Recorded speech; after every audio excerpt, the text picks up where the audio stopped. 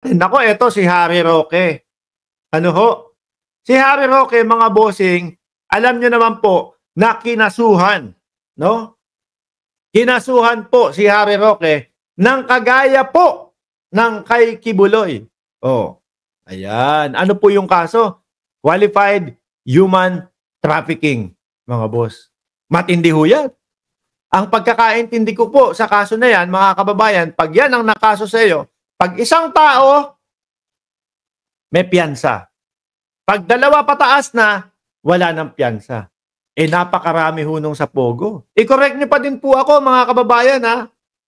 Doon sa sinabi kong pag isang tao, may piyansa. Pag dalawang tao pataas, walang piyansa. I-correct niyo pa din po ako. Tumatanggap ako ng kamalian ko kung mali yan. Oh. Yung kay Harry Roque, mga kababayan, more than 2 po yun. Ang dami po ng biktima doon sa Pogo. So ngayon po, nagmamakaawa na. Kasi 'di ba nung unang hearing o yung preliminary hearing nila, mga kababayan, hindi dumalo si Harry Roque. Paano ka ba naman dadalo niya? Nagtatago ka sa batas? Nagtatago ka sa Kongreso pa lang muna. No? Sabi ni Lilith, good day! Watching here in NYC. Naku, in 2 weeks time o baka mga 10 days, nandiyan ako sa NYC. Nandiyan ako sa Manhattan. No? Siguro mga 2 days o 3 days lang po. Paano ka ba naman sisipot? Kapag sumipot ka, dadaling ka naman doon sa Congress. Ipit na ipit doon si Harry Roque, mga kababayan. No? Meron po siyang kailangan sagutin na kaso, at least doon sa preliminary hearing, mga bossing. Kung sakali na siya ay dumalo, pwede pa silang mapag-ayos. No? Pwede pang, ayusin na lang natin to, wag nang umabot sa ganyan. Kasi yan naman po ang yan naman po ang ibig sabihin niyang preliminary na yan, mga kababayan. Pag-ayusin muna sila para wag nang dumagdag doon sa dami ng trabaho at mga nakabinbin na kaso. Ano po? Kaso, hindi maka-attend si Roque. Kasi pag umattend si Roque, mga kababayan, pahagilapin na po sa kanya yung mga dokumento. Dadamputin na din po siya. Pinapadampot na po siya ng Congress, mga bossing. Pag pinadampot, mapipilitang ilabas yung mga dokumento. Pag lumabas yung mga dokumento, makikita na baka hindi dun sa mga pinagbentahan ng mga lupain nang galing yung mga kayamanan niya. Baka makita mga iba't ibang transaksyon sa Pogo. Lalo ho mayayari, mga kababayan. Lalo ho na madidiin siya dun sa kaso ng human trafficking kasi makokonekta lalo, mga bossing. Wala na. Kaya ang choice ni Harry Roque is magtago. At, kumbaga, antalahin, pahabain ang proseso, patagalin ang proseso. Sabi nga ni Janelle Van der Hearst, walang gayab si Roque. Anong gayab? Yagballs.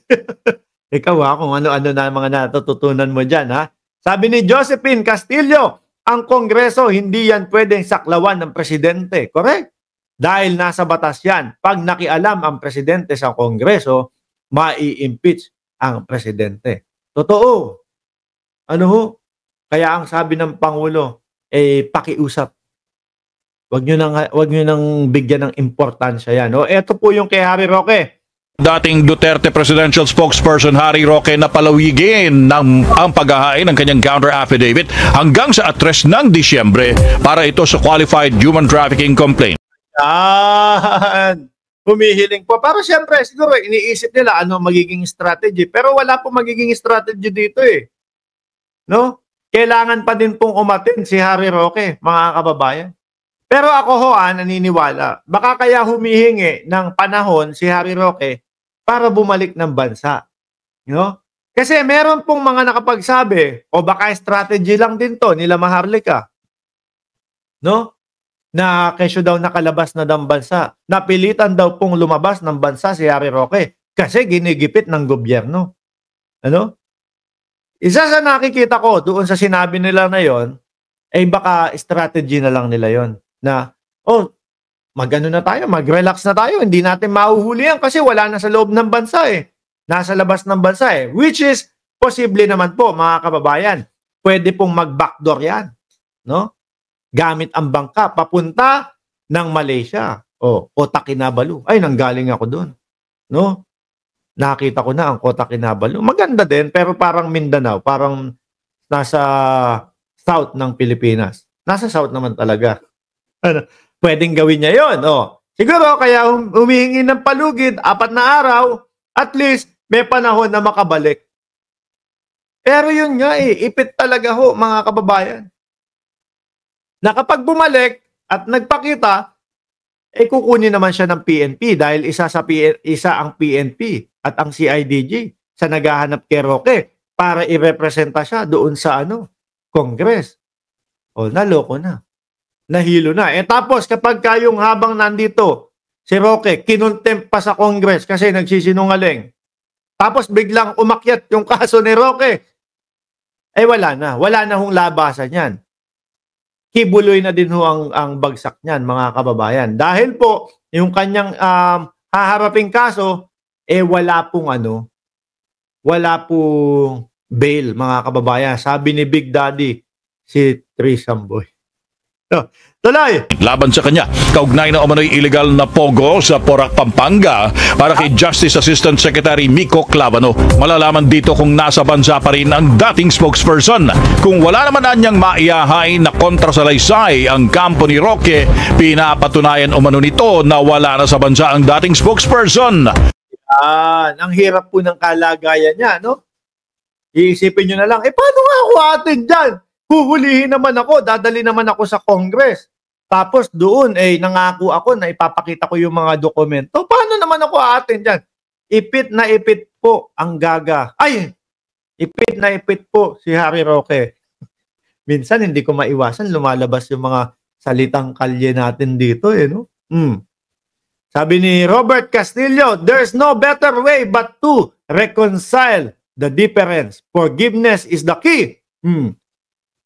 United we stand, as Filipino divided we fall. Please stop the hate. Love is the answer to make the Philippines great. Sila po no? Imbento ng imbento doon sa kung ano-anong ginagawa daw ng Pangulo, ng First Lady. Doon po nag-uumpisa yung mga hate. Doon po nag-uumpisa yung mga galit. Sabi ni Jordan G, ipit na ipit ang itlog. Totoo. Napasubo na din po kasi itong si Roque, mga kababayan. Subong-subo na po si Roque dahil po kay A.R. de la Serna. Si A.R. naman kasi,